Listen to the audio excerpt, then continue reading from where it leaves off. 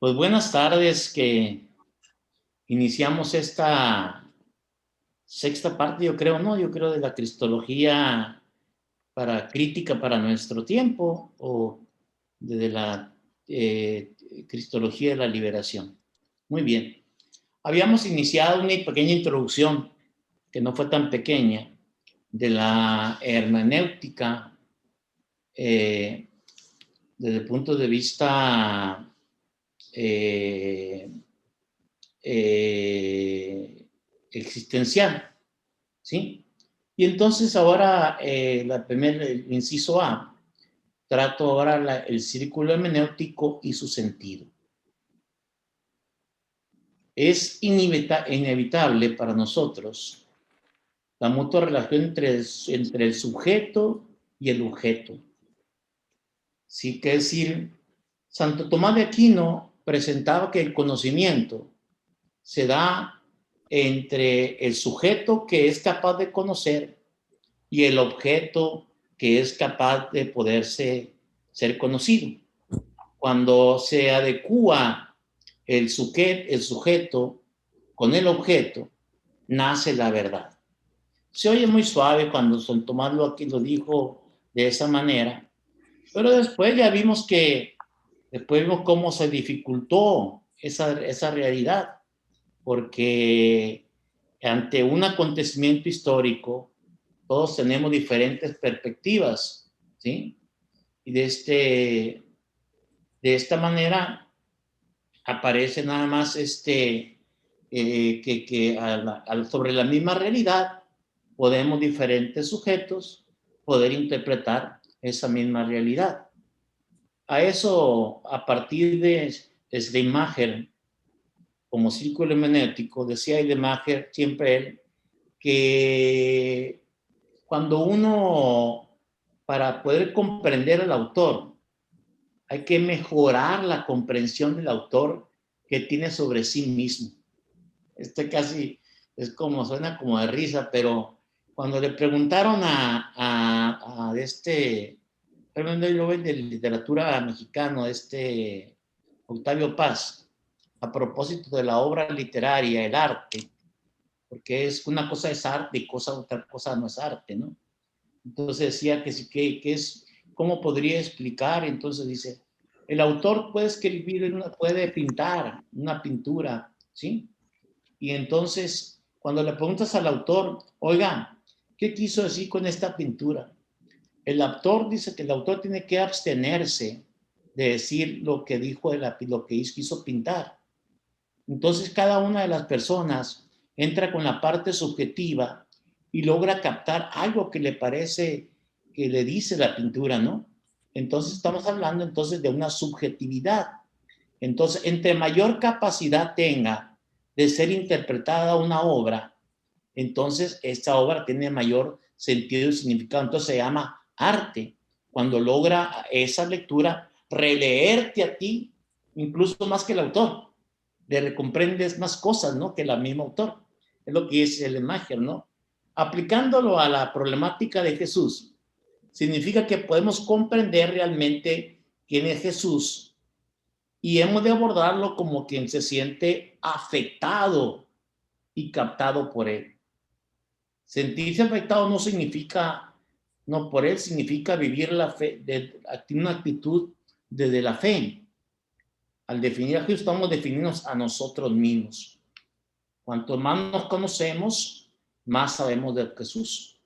No es posible salir de la vida, de nuestra cultura y de nuestra situación para llegar a un Jesús puro. Todos tenemos nuestra propia existencia. Todos traemos nuestras propias dificultades. Nos acercamos a Él, pues, con todo lo que somos y con todo lo que tenemos. Con todo nuestro bagaje cultural, con todo nuestro bagaje, con nuestras problemáticas, circunstancias. Por ello, pues, los evangelios constituyen un fenómeno ejemplar. Pretenden anunciar a Cristo y llevar adelante su causa. En esta tarea comprometen toda su vida. De tal manera que cuando estudiamos los evangelios, encontramos en ellos referencias a la vida de Jesús, pero también bastante detalladas acerca de la primera vida de los cristianos. Imposible, e incluso que a veces se vuelve imposible distinguir entre cuándo estamos encontrándonos propiamente a la figura de Jesús y cuándo estamos encontrándonos con una interpretación de la comunidad cristiana con respecto a la persona de Jesucristo. Fuera dentro de ella se creó una atmósfera de fe, donde se establecieron los evangelios y se establecieron las coordenadas comunes mediante las cuales nos confrontamos con Cristo y nos situamos aún más con Jesús. Entró el inconsciente de nuestra cultura occidental, entendiendo que Jesús es un oriental, con una perspectiva totalmente distinta. Si uno estudia filosofía intercultural, nos damos cuenta de todos los problemas que hay ahorita de comprensión de las situaciones de tipo filosófico, pero también las relaciones de vida. Por ejemplo, la mujer, cómo es vista en Oriente, como en Occidente, ¿no? Que a lo mejor no se distancian tanto, pero la perspectiva es otra, pues, ¿no? Y la vivencia de ellos tiene otras características. Entonces es importante entender esa referencia detallada a esto. Lo cual significa concretamente que a Jesús se le conoce hoy no solamente mediante el estudio imbuido en la fe y en los textos del Evangelio, sino a través de una comunidad que llamaban iglesia, ¿sí? La Ecclesia Toteú, la iglesia de Dios. Lo que para el pueblo de Israel era la Gahal Yahweh, ¿sí? La asamblea de Yahvé. No cambiaron mucho, ¿eh? Fue una traducción nada más del griego, del hebreo al griego. Era la Gahal Yahvé, y luego tradujo a la Ecclesia Toteú, la iglesia de Dios. Fue dentro de ella donde se creó la atmósfera, pues, donde se escribieron los evangelios. Entonces nos confrontamos ante ese inconsciente que de nuestra cultura occidental, que constantemente está presente. Aun cuando el mundo se volviera ateo, aún así, siempre sería posible creer en Cristo y agarrarse a Él. Porque de alguna manera Jesucristo ha ingresado, y así lo vamos a decir de esta manera, ha ingresado en el inconsciente de nuestra cultura occidental y está agarrado en nuestra propia cultura, en el sustratum de nuestra cultura. La ha marcado por completo. De ahí que donde podamos comprender de alguna manera la nueva presencia de Cristo hecha por la juventud, una experiencia que no pasa necesariamente por la mediación de las iglesias cristianas. Hoy se habla mucho de las personas de los cristianos anónimos, decía Karl Rahner. O sea, personas de buena voluntad creen en Jesucristo, pero prescinden de la iglesia, prescinden de una iglesia. Y sino que entonces quiere decir que que Cristo prolongó su encarnación, más adelante veremos cómo comenzó un día en Nazaret y aún no ha llegado a su término. Es decir, Cristo ayer, hoy y siempre. Un proceso que sigue todavía, porque Cristo aún no ha cristificado toda la realidad. Es deber de la iglesia y la cultura influenciada por el cristianismo al no contaminar los canales de acceso que tenemos a la realidad que es Cristo. Si bien es preciso reconocer que históricamente han sido tantas las adherencias que ha tenido el Evangelio. Es decir, por ejemplo, si uno lee la historia de la iglesia, reconocemos, por ejemplo, todas las dificultades que ha tenido, cosas buenas y cosas malas, la historia de la iglesia. Pero, por ejemplo, cómo legitimar las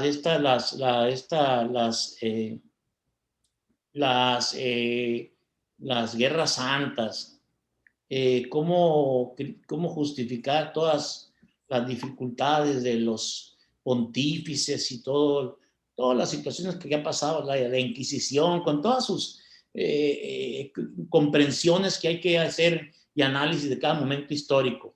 No podemos dar por asentado que lo que leímos eso es una realidad. Es un elemento histórico y como tal hay que interpretarlo también. Nos llegan interpretaciones muy cortas, muchas, de unas realidades que tienen todavía por de fondo mucho más profundidad. Pues no. Han sido tantas pues esas herencias que quienes debieran presentar a Cristo y a su causa muchas veces se han convertido en contrasignos de su divinidad real. Y han obstaculizado con ella la vivencia del evangelio en el mundo. Muchas veces la forma en que se presenta a Cristo no funciona, pues no. Cuando nosotros nos quedamos, por ejemplo, con el Concilio de Trento, que fue una maravilla, yo no tengo ninguna dificultad de decir que el Concilio de Trento, que hoy lo vemos y nos pareciera algo contradictorio, sin embargo, creó muchas instituciones y muchos elementos, porque se habla del tridentino ahorita que anda en boga, que el Papa abolió la misa en latín, el rito latino, para decir que la unidad de la iglesia, y bueno, solamente de manera extraordinaria se puede celebrar, pero la iglesia se había perdido. Yo me acuerdo a Flynn Martin, un alemán historiador, que en el Concilio Vaticano I estaba la Segunda Guerra Mundial, estaban cayendo las bombas, Vaticano I, en la Primera Guerra Mundial, estaban cayendo las bombas en Roma, y dicen que los cardenales estaban preguntándose si en el Padre Nuestro había que estar con las manos así o así hasta allá, hasta abiertas, ¿no? Es decir, se llaman pequeños elementos de pues esas cosas raras que termina uno por no entender. Por eso le digo que a veces ha dado a pie para eso. Inciso B, la hermenéutica de la existencia política. Con plena conciencia de la realidad arriba enunciada, acabo de decir, en los años 70, 80 y todavía hasta los 90, se ha esbozado una hermenéutica de la existencia política. Dentro de la iglesia y de la cultura cristiana es posible que entren juego de mecanismos ideológicos. ¿Qué quiere decir? Que intenten manejar de alguna manera la propia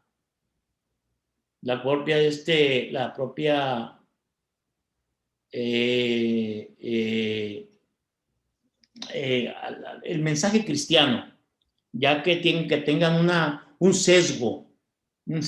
A veces no solamente hacen la parte de la cultura política, aunque sí tiene su razón de ser también, cuando se habla de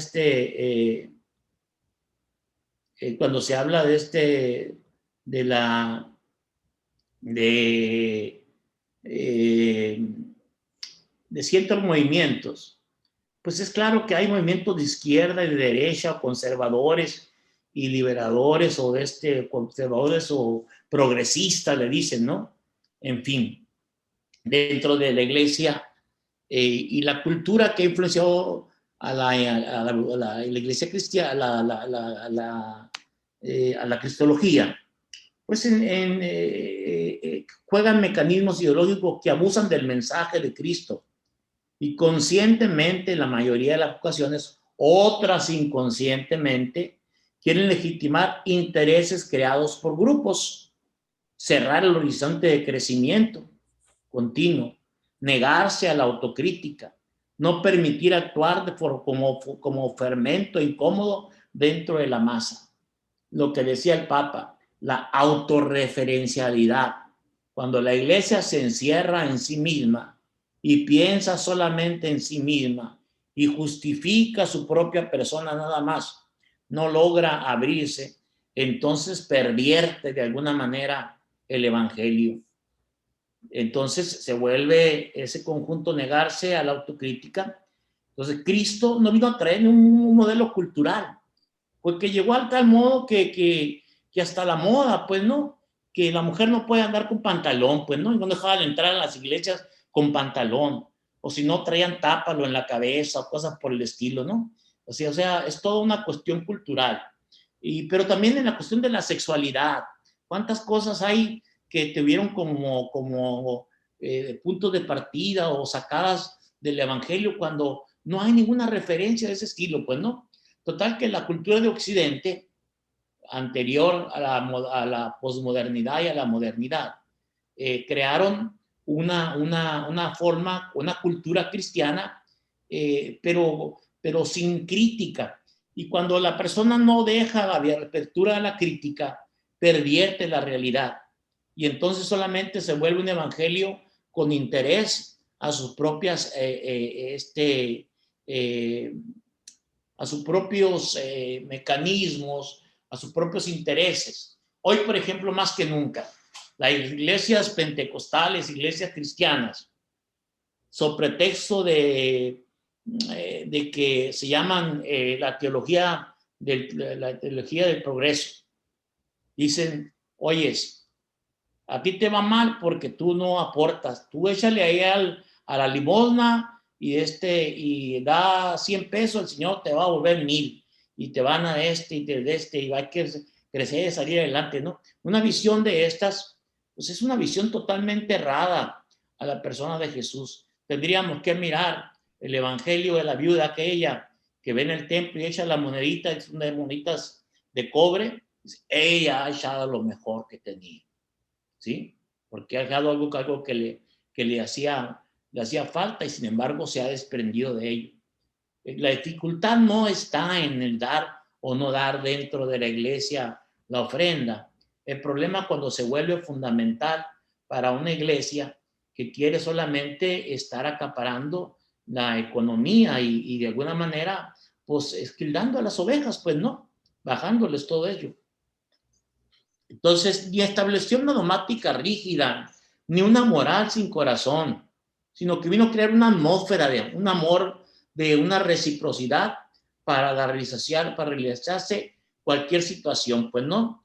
O sea, no hay un modelo político que cualquier articulación religiosa. La iglesia no construye una política. En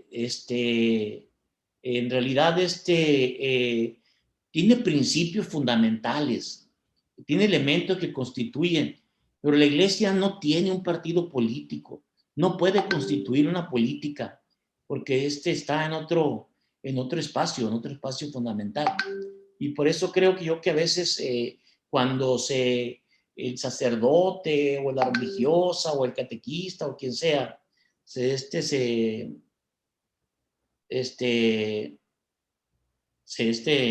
se pone en ese plan, pues simple y sencilla razón se denigra el evangelio, ¿no? Entonces es importante que entendamos que a lo largo de la historia de Occidente frecuentemente se ha equiparado a la iglesia con Cristo, y eso es un peligro. Una cosa es la iglesia y otra cosa es Cristo, ¿sí? Son dos cosas muy apartes. Tenemos que tener claro esto. La iglesia nace fundamentalmente en Pentecostés, quiere decir, la formó Cristo, la fundó Cristo de una manera, no en el momento que le dice a él, tú eres Pedro y tú eres Pedro, toda esta piedra edificaré en mi iglesia, no. Todo el proceso pascual y la venida del Espíritu Santo dan pie a los apóstoles a discernir el gran proyecto que quería Jesús, el reino de Dios. Y claro, el resultado fue la primera parte que escuchamos de Hechos de los Apóstoles. Se reunían en el templo, tenían un solo corazón, ponían todo en común, oraban, partían el pan, etc. Después, con la venida de Pablo, que entra en escena, encontraremos cómo nace la iglesia doméstica, o sea, crea pequeñas comunidades y ahí va construyendo ahí a poner, tiene que salir Pablo de esas pequeñas comunidades. Por ejemplo, la comunidad de Corinto, probablemente una de las más antiguas, pues Pablo tiene que poner a un episcopoi. La palabra epi significa alrededor, episcopoi, el que observa alrededor, ¿no? Como el periscopio del submarino, pues no, así como es la palabra esa, episcopoi. Y ponía un episcopo encargado de mirar por la comunidad y le encargaba, en este caso, las cartas a Tito y a Timoteo, le recuerda el don que les ha dado, pues no, y cómo ha sido la cosa para que pudiera hacer la realidad. Entonces, ahí nace ese elemento. Entonces, es importante que los mandamientos fueron en su momento, porque a veces vivimos sobre ellos. Yo me tocó a mí estudiar así la catequesis del padre Ripalda, que era salida de Trento, era una puesta en escena de los 7 mandamientos que constituían los 7 sacramentos, y luego los mandamientos y luego las oraciones, ¿no? Y era la base de la fe cristiana, según Jerónimo, el padre Jerónimo Ripalda. Y entonces quedaba ahí puesta la fe cristiana bajo esas circunstancias. Hoy ya sabemos, Mateo, cuando presenta el Sermón de las Montañas, nos está presentando el texto que hoy escuchamos, que vimos que vino a misa o vivió la lectura de hoy, que presenta cómo subió al monte en tiempos, en la lectura, de primera lectura, cómo subió al monte y le dio las tablas de la ley, y cómo Jesús va a subir al monte también en el capítulo 6 de Mateo y da las bienaventuranzas, ¿sí? Porque para Mateo Jesús es el nuevo Moisés, y entonces los mandamientos, por eso dice Jesús, yo no he venido a abolir los mandamientos, sino a darles cumplimiento. Y el cumplimiento está en que amarás al Señor tu Dios con todo tu corazón, con toda tu mente y al prójimo como a ti mismo. En esto se funda toda la ley y los profetas. Todo eso es un gran problema nuestro. Nos da lo mismo leer un texto del Antiguo Testamento que un texto del Nuevo Testamento. No, por el amor de Dios. No tiene la misma fuerza. Cuando se estudia la propia teología de la revelación, nos vamos a dar cuenta que la revelación es progresiva. ¿Qué quiere decir esto? Que va progresando, o sea, va avanzando en cuanto que al caminar, la primera parte de revelación, pues nunca le dijo que era Dios Padre, Dios Hijo y Dios Espíritu Santo, ¿sí? No le dijo, el nombre de Dios es impronunciable, en el sentido del misterio. Entonces ellos, para algunos eran el Elohim, Yahvé, etcétera, varios nombres que le ponían a Dios. Si estos elementos que vimos antes, al ocuparnos del círculo hermenéutico, siempre juntos, ellos nos autorizan a tratar de legitimar y justificarlo todo. Por eso es urgente que sepamos distinguir, a fin de no confundir la voz de los hombres y la voz de Dios. La existencia política social que sujeta a las maquinaciones ideológicas aún dentro del campo eclesial, pero con toda pena, pero si algo hay en la iglesia es la política. La hermenéutica no significa ante todo el arte de entender los textos antiguos, sino comprender todas las manifestaciones de la vida y saber articularlas con el mensaje evangélico, especialmente aquellos factores que se refieren no solamente al individuo, sino a la colectividad universal de los hombres, como pueden ser los temas, el reino de Dios, la justicia, la paz, la reconciliación, etc. Muy bien. Vamos a dejar la hermenéutica, el círculo hermenéutico. Perdón, vamos a entrar ahora la hermenéutica existencial. Y nos vamos a ir a una que es la que ustedes conocen de manera perfecta, ¿no? La hermenéutica histórico-salvífico. Este método hermenéutico incluye las demás dimensiones del problema hermenéutico. No está ajena a lo que hemos escogido, tomado aquí. Claro que no. El punto de partida la constituye una concepción de la historia de la salvación tan amplia como el mundo. Con esta historia de salvación se entiende como la historia de la autocomunicación de Dios. Es decir, si Dios no se hubiera querido revelar, no supiéramos quién es Dios. Supiéramos que existe Dios, lo podemos entender, pero no tendríamos la capacidad para poder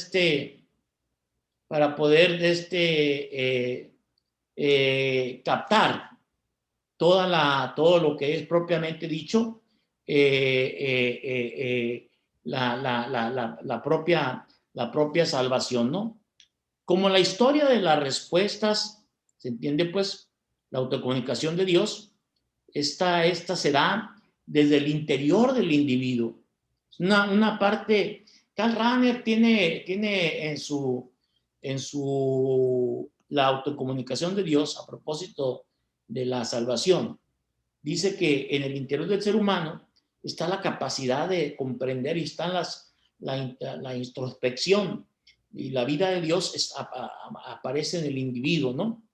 Entonces, esa historia se entiende como la historia de la autocomunicación de Dios y como la historia de las respuestas humanas a esta propuesta divina.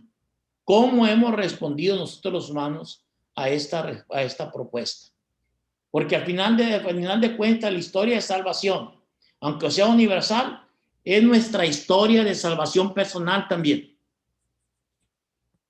Y por ello mismo debe ser inicialmente concebida como un momento propio de esa autocomunicación de Dios. Para mí se llama Haris, gracia. Es la gracia de Dios. Existe una dialéctica. No sé si sepan lo que es una dialéctica. Es una especie como de contradicción que hay, pues, ¿no? Entre propuesta salvífica de Dios y respuesta humana. Entre facticidad, el hecho de la realidad, y la trascendencia de la libertad humana. Es decir, Dios que propone la salvación y el hombre que está en la disponibilidad de aceptar o no aceptar la salvación. A veces hay un dicho nuestro sumamente equivocado. Decimos, el hombre propone y Dios dispone. No, no es cierto. Dios propone. La historia es una propuesta de Dios para el hombre. El que dispone por última instancia, por eso es responsable, es el ser humano. Él es el que, al final, el que toma la decisión. Es una decisión sumamente personal. Y también, pues, tiene que ver con la propia colectividad, pues, ¿no? Por supuesto que tiene que tener esa de esto. Entonces, esta tensión que hay, que se da en eso, captamos la actualidad de la historia, de la realidad en sí misma, no solamente como modelos históricos, que siempre necesitan ser confrontados con la realidad, enriquecidos, criticados, recogidos, mantenidos en apertura, siempre abiertos al crecimiento interno y a la autosuperación. Ocurre siempre en el modelo incluido religioso. Apenas tenemos sino una determinada mediación entre la propuesta de Dios y la respuesta humana, entre la naturaleza y la libertad, entre la subjetividad y la objetividad, entre el individuo y la sociedad. Son elementos que constituyen la vida humana, ¿sí? Naturaleza y libertad. entre subjetividad, intereses, la parte subjetiva nuestra, y la objetividad de la razón que se entre el individuo y la sociedad. Las religiones del mundo, óiganlo bien, son articulaciones históricas de esta dialéctica de propuesta-respuesta. Son articulaciones históricas de esta dialéctica propuesta-respuesta. La adecuación total de ambas, la sintonía global del hombre con su mundo y la superación de toda la alienación significa la salvación y la realización plena del sentido del hombre y del mundo. Mientras esto no suceda, la revelación estará siempre en un proceso y habrá que ser constantemente traducida al nuevo contexto histórico y social en el que estamos viviendo. No podemos repetir lo mismo que dimos en el 2011 a lo mismo que hemos vivido ahorita en el 2021. El COVID y toda la pandemia cambió la realidad, cambiaron los paradigmas, hubo un cambio de época y no nos podemos quedar nosotros todavía. Yo lo veo, por desgracia, con mucha pena lo veo, cuando ponen todas estas estampitas y todo en los chats aquí de la Dios de la parroquia, los veo y digo yo, qué pena, ¿no? Qué pena que no tengan una reflexión que puedan sacarlos ellas, pues no, una palabrita, algo, ¿no? Y tengan que poner un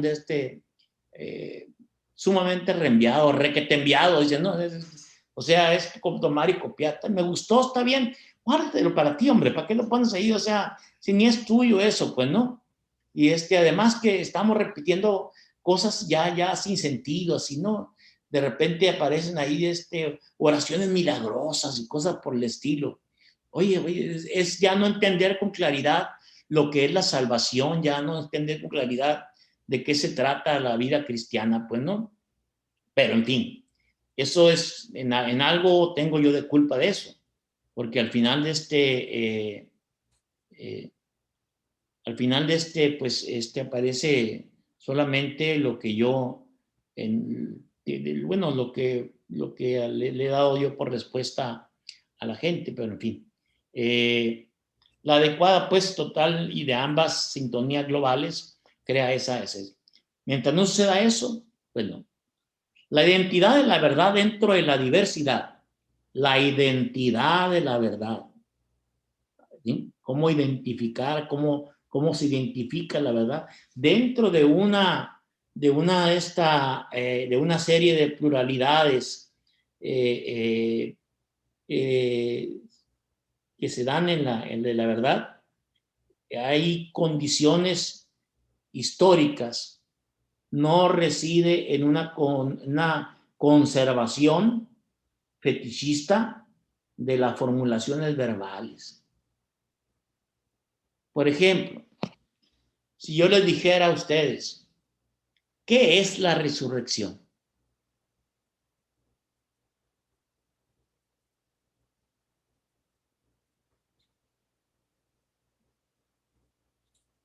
Nos quedaríamos con las palabras así, pues híjole.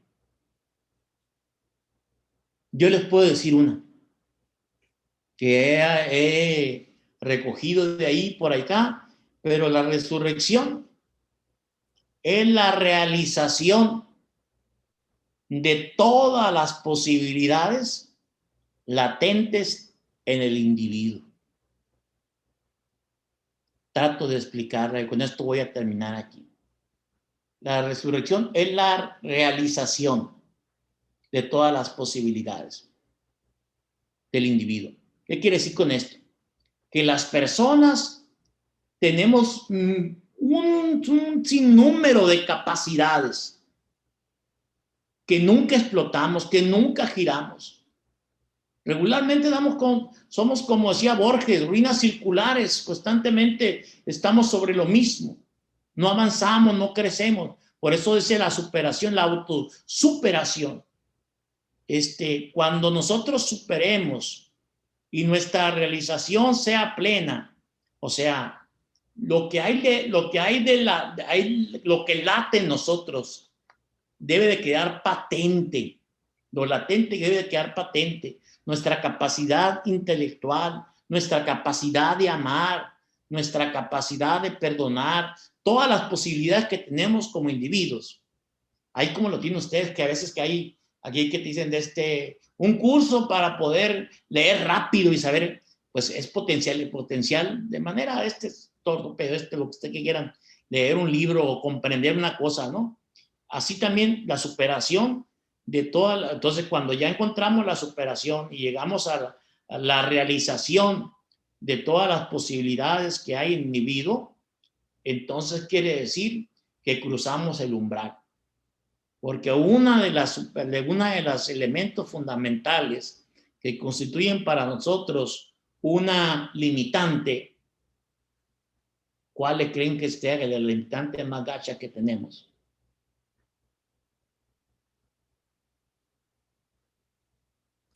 Nadie se le ocurre.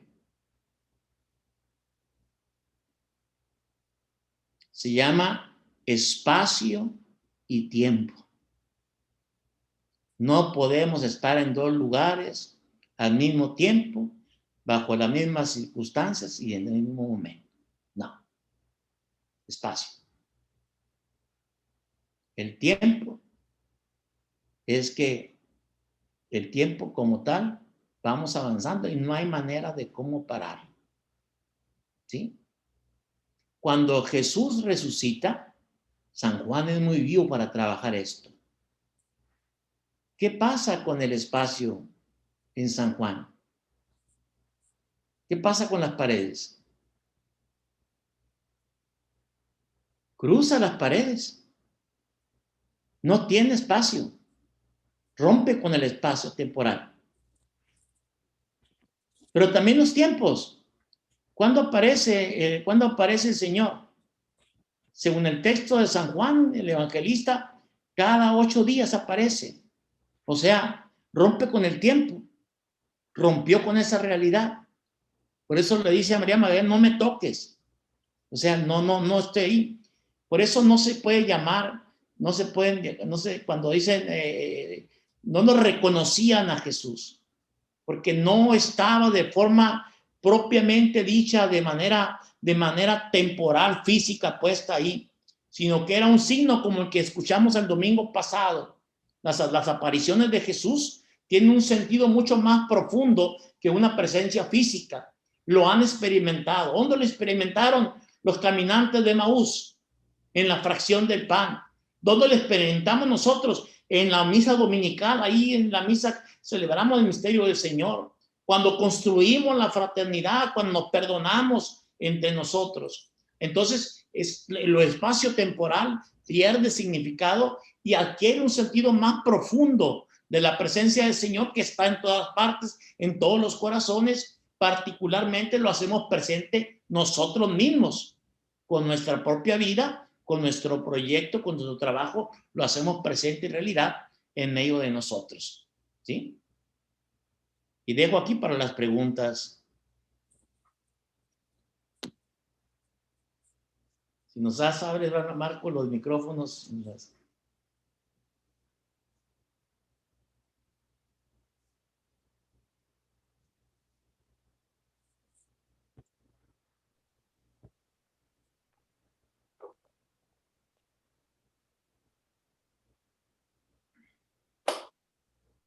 Buenas tardes. Buenas tardes. Hola, padre. Hola a todos. Pues igual muy, a lo mejor podría decir complejo, pero me ha gustado mucho la clase de hoy. Y me quedo con lo que dice, que lo que late en nosotros debe quedar patente. Aunque dice usted que es para preguntas, pero bueno, es lo que... comentarios también. Ok, dice, lo que late en nosotros debe quedar patente y me queda el versículo que no sé cuál es, pero que usted ha comentado mucho, dar cuenta de nuestra fe. En ese dar cuenta de Primera de Pedro 3:15. Primera de Pedro 15. Primera de Pedro 3:15. 3:15, ok. Yo lo relaciono ahí, dar cuenta de nuestra fe. Entonces, así.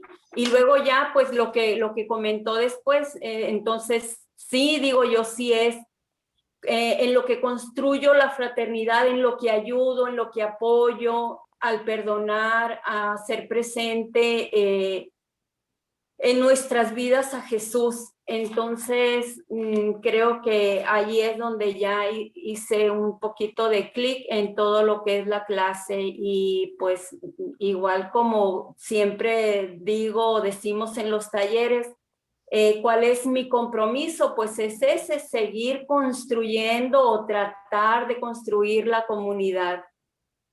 Gracias. Gracias a ti.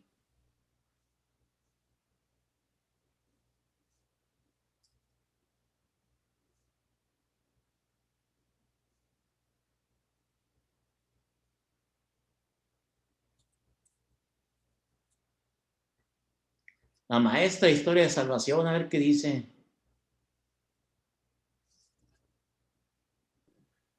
Bueno, hace ratito, bueno, a mitad más o menos de ahorita de la sesión mencionó que una cosa era la iglesia y otra cosa era Cristo. Y me quedé en la incertidumbre. Nos dijo, porque la iglesia se inicia en Pentecostés, después de la resurrección, pero a mí y después ya me quedé con el suspenso, a ver qué dice de lo que sigue, pues, y Cristo, y ahí me quedé como que vacío, ¿no? En la rayita de qué nos iba a decir, y continuó con otra cosa. Entonces, esa sería mi pregunta. Quizás sea algo muy obvio, muy evidente, sabemos quién es Cristo, el Hijo de Dios, el resucitado, nuestro Salvador, pero aquí en esta temática o en esto que estamos viendo, ¿qué podríamos agregar? Pues una cosa es la iglesia y otra cosa muy distinta es Cristo. Bueno, dije yo, pues sí, Cristo es la cabeza de todo lo que somos después la iglesia. Pero ¿cómo lo podríamos completar, Padre? Ajá. En Estás hablando tú del cuerpo místico de Cristo, ¿sí? Y esa es una comparación, ¿sí? No es una aseveración de tipo de que se compare que es, ¿no? La iglesia, decimos, el Concilio Vaticano II, el Lumen Gentium, dice que la iglesia en su fundador es santa, pero en sus componentes es necesitada de purificación. No quiso decir pecadora, pero era necesitada en purificación. Y en Cristo no hay pecado. De ahí saca conclusiones que en Cristo y la iglesia no pueden ser la misma. Muy bien. Entonces, sí, podría yo, pues en la idea que me quedó medio vaga o esperando yo que mencionara qué otra cosa dices Cristo, entonces sería eso, ¿no? El Sí, hecho de Cristo que es el no hay. mensaje de la iglesia, pues, ¿no? Sí, claro está. Pero sería ilógico confundir el reino de Dios con la iglesia.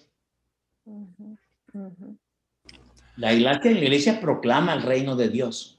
Cuando la iglesia, ese problema que tenemos ahorita, que el Papa Francisco está con logró con esa profunda grito decir, no seamos autorreferenciales. O sea, no estemos hablando solamente para el interior de nuestra iglesia. Hay gente que no cree en la iglesia, que no nos cree a nosotros.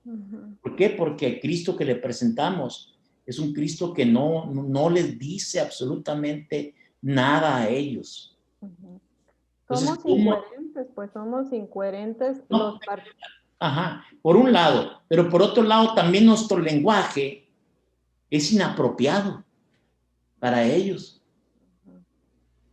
Tenemos que acercarnos con otro lenguaje. totalmente distinto. Al joven tiene que llevarlo otro lenguaje.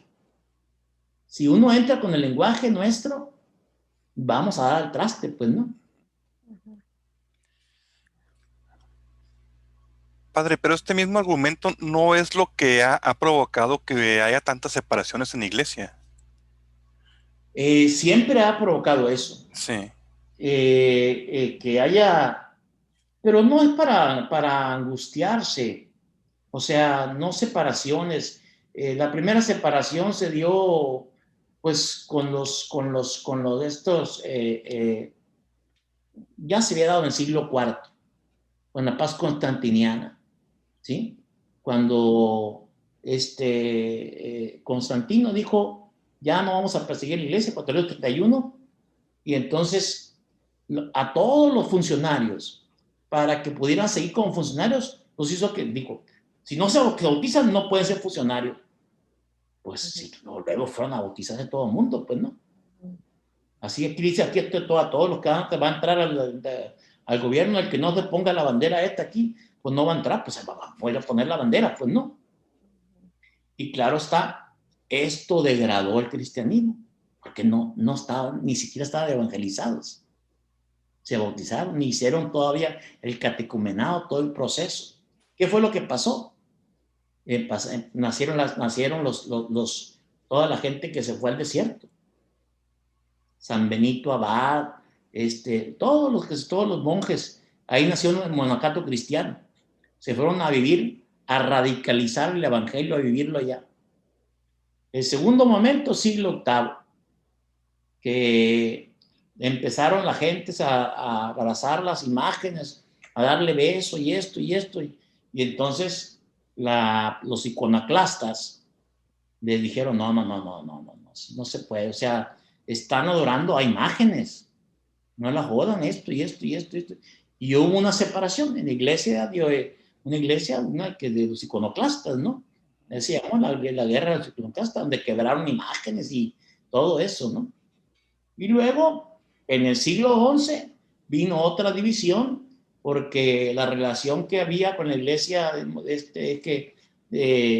la iglesia ya que se había separado, y entonces Focio por un lado y Celibario por otro, dos teólogos, uno decía, el Espíritu Santo es el Padre engendró al Hijo. El Hijo, del Padre y del Hijo, nace el Espíritu Santo, ¿no? Procede, la palabra es procede, el Espíritu Santo. Hablamos de un triángulo, ¿sí? Por el otro lado decía, no, el Padre engendró al Hijo y el Hijo envió al Espíritu Santo. Hablamos de una sola línea así. Y se dividió la iglesia. No se habían vuelto a ver hasta que cuando el Papa Francisco tomó posesión el día en marzo del 2013, tomó posesión, invitó a los patriarcados, los invitó a que vinieran ellos a no era nada lo que los dividía. Después, siglo XVI, la reforma luterana. ¿Qué fue lo que les dividió? Lutero, que dijo, oye, pues ya Roma está saliendo, ¿no? Estaban construyendo San Pedro, estaban cobrando, mandaron a Savonarola, a un gran predicador, para que pidiera, de tal manera que decía, cada moneda que ustedes echan ahí a la alcancía, una alma que se va al cielo. Las llamadas de estas, ¿cómo se llaman? Se me escapan. Absoluciones. ¿Cómo? Las absoluciones. No, absoluciones no, se me fue la palabra que utilizan ahí, pero que te dan que te borran la pena, pues, ¿no? Y ya es entrar al cielo, ¿no? Como piden así, Indulgencia o algo así. Las indulgencias. Urgencias. Las indulgencias, perdón, disculpa, un lapsus mensus ahí. Las indulgencias, pues no. Y de ahí se fue, pues, tomó la barra y empezó más y decir, no, pues no hay que dejar la tradición, hay que dejar a sola escritura nada más. la sola fe, no valen las obras, vale como Cristo prediques y que esto. Total que se fue y se fueron de bruces. Cuando Martín Lutero vio los pleitazos que se hicieron y cómo destruyeron a todos los templos católicos, los protestantes, y cómo se dieron de golpes y la matazón que hubo, porque eso no lo cuentan, pero hubo una matazón y unos pleitazos y destruyeron todos, ¿no? Entonces vino el Concilio de Trento y dice, pues aquí son, la tradición es lo fundamental. Y entonces los laicos que ni lean la Sagrada Escritura, hasta el Concilio Vaticano II, todavía hay gente que no la toca la Sagrada Escritura. No crean que fue por esto. Teníamos 5 siglos así, pues. Entonces, ahorita está Alemania ya que quieren con los homosexuales darle la bendición. Y otros que no le la bendición porque ya estamos con esto y lo otro. En fin. Y lo otro que le quitaron la misa en latín. ¿Qué tiene que ver el latín con Jesucristo? Nada, absolutamente. ¿Sí? Él hablaba griego y era un griego koiné, ese koiné que era popularzón. Entonces, pues sí, de ahí nacen de esas, ¿no? De simplezas.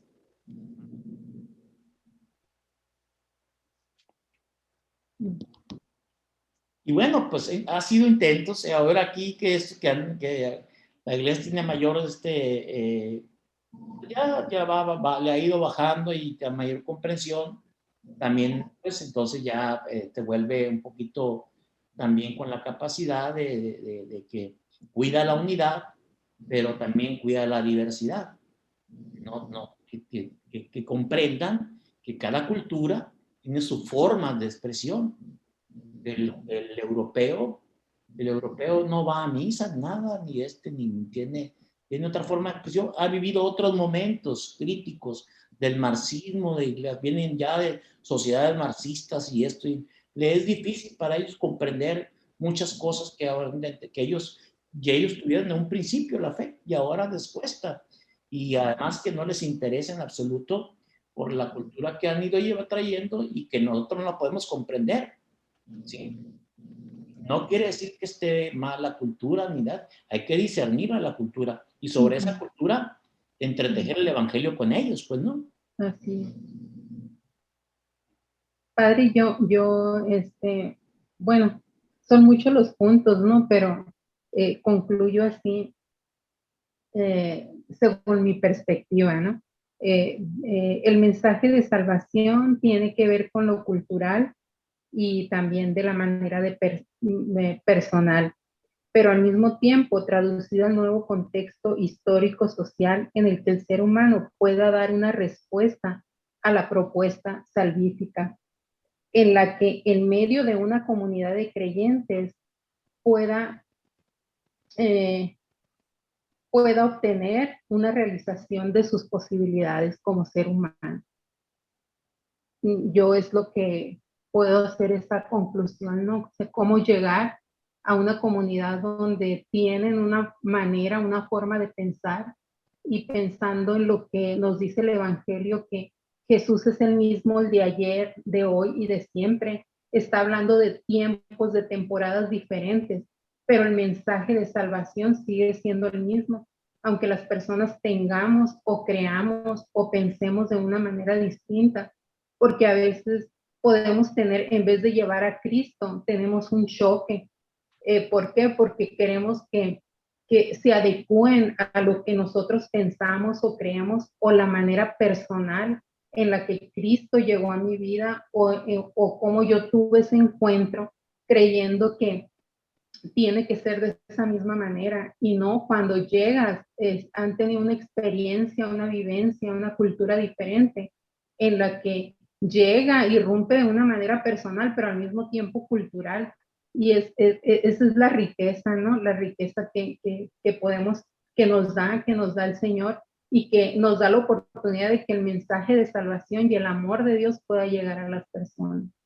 Y de esta misma manera ir como limpiando aquello que no es el mensaje, porque puede llegar muy revuelto, ¿no? Con lo que culturalmente podemos tener o por la tradición nos ha ido llevando familiar, cultural, social, política, Pero cuando Él llega, es lo que entiendo que usted decía, discernir el medio de lo cultural que es y que no es el mensaje de salvación.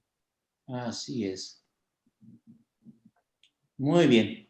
Pues los dejo entonces. Pues nos vemos la próxima semana con el favor de Dios. Gracias, Padre.